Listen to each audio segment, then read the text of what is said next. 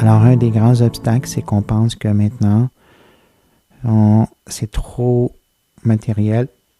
On n'a pas le temps de la vie spirituelle. Alors, pour détruire cette illusion-là, le plus grand classique de la spiritualité en Inde et un des plus grands sur l'humanité qui s'appelle la Bhagavad Gita se déroule justement en plein milieu d'un champ de bataille.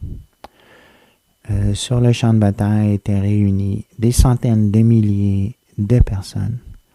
Et juste avant que la guerre commence, ça se passe il y a plusieurs milliers d'années, les deux armées sont un devant l'autre. Et puis Arjuna, qui est le guerrier le plus puissant et le plus redouté de son armée, qui est vraiment la personne clé pour cette guerre-là, doute qu'il devrait se battre. Il croit qu'il ne devrait pas se battre parce que devant lui, il y a ces trois gourous auxquels il doit faire face et qu'il devrait tuer ces trois gourous. Et dans la civilisation indienne, on ne tue pas un gourou, on en tue encore moins trois.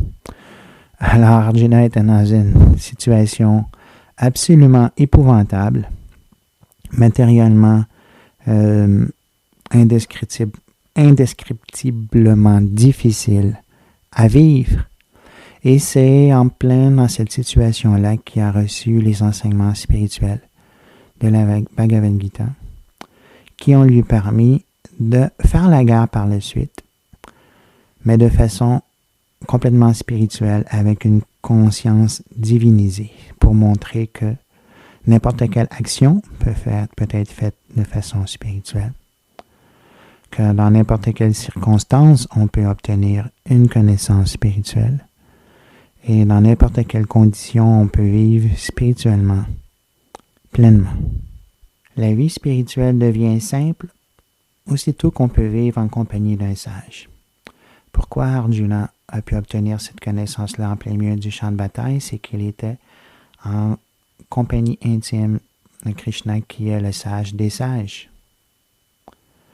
Notre jeune enfant du village a aussi pu avoir une vie simple, vouée à d'autres pensées, en vivant avec le sage. En fait, si on regarde l'histoire de l'humanité pendant plusieurs millénaires en Inde, en Chine, et même en Europe, les gens pouvaient vivre avec des sages près d'eux, et puis par la compagnie de ces sages-là, même s'ils avaient une vie matérielle très simple, avec une simple survie matérielle, ils avaient une vie intérieure très riche.